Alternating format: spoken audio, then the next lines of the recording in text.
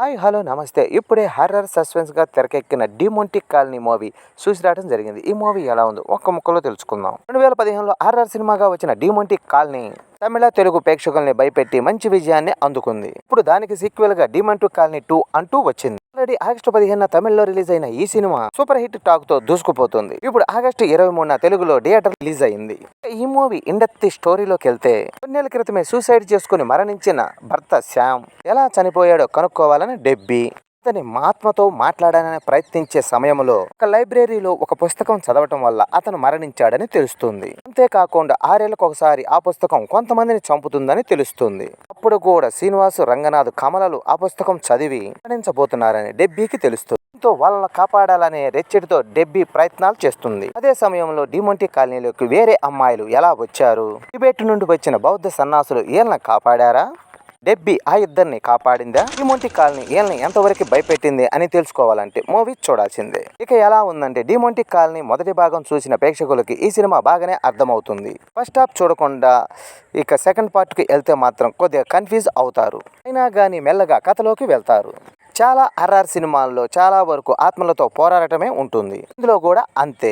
First half అంతా భర్త ఆత్మతో అలాగే భార్య ఆత్మతో మాట్లాడటమే సరిపోతుంది. డిమోంటిక్ కాలనీ గురించి తెలుసుకోవటం ఇలా కొంచెం ఆసక్తిగా సాగుతుంది. ఇక సెకండ్ హాఫ్ లో అందరూ డిమోంటిక్ కాలనీకి రావటం, ఇక్కడ జరిగే సంఘటనలు భయపెడతాయి. అంతేకాకుండా సినిమాలో ట్విస్టులు కూడా ఇచ్చి సర్ప్రైజ్ చేశాడు. హర్రర్ అనుభవం ప్రేక్షకులకి ఇవ్వటంతో ఇటీవల పూర్తిగా హర్రర్ సినిమాలు సరిగ్గా రావటం లేదు. అలాంటి లోటుని ఈ డిమోంటిక్ కాలనీ ఖచ్చితంగా తీర్చిందనే చెప్పాలి. మొదటిసారి ఇండియాలో బుద్ధిజం స్పిరిచువాలిటీని చాలా చక్కగా చూపించారు. హర్రర్తో పాటు ఈ సినిమాలో మంచి ఎమోషనల్ కూడా ఉంది. థియేటర్లో హర్రర్ ఎక్స్పీరియన్స్ ఉండాలంటే డిమోంటిక్ కాలనీ 2 సినిమా చూడండి. ఈ మూవీ చివరిలో పార్ట్ 3కి లింక్ ఇవ్వడం గమనార్హం. ఇక నటీనటుల పర్ఫార్మెన్స్ అరుణ్నిధి కమలలుగా ఎలివేషన్ చూపిస్తూ బాగా నటించాడు. ప్రియా భవానీ శంకర్ తన నటనతో మరోసారి మెప్పించింది. అరుణ్ పాండ్య కూడా తన పాత్రలో ఒదిగిపోయాడని చెప్పాలి. ముఖ్యంగా బుద్ధ గురువుగా బౌద్ధ భిక్షువుగా బాగా నటించాడు. ఇక మిగతా నటీనటులు కూడా పర్వాలేదనిపించారు.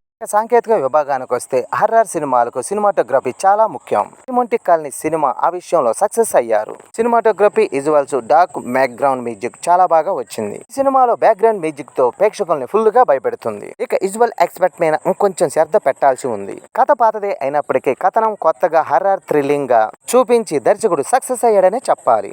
ఇక నిర్మాణ విలువలు ఈ సినిమా దర్శకుడే నిర్మాత కావడంతో ఎంత కావాలో అంతవరకే ఖర్చు పెట్టాడు. మొత్తానికి డిమోంటిక్ కాలనీ సినిమా ఫస్ట్ హాఫ్ ను మించి ప్రేక్షకుని భయపెడతంలో సక్సెస్ అయ్యాడనే చెప్పాలి. ఈ వీడియో నచ్చితే లైక్ చేయండి, షేర్ చేయండి, ప్లీజ్ సబ్స్క్రైబ్ చేయండి.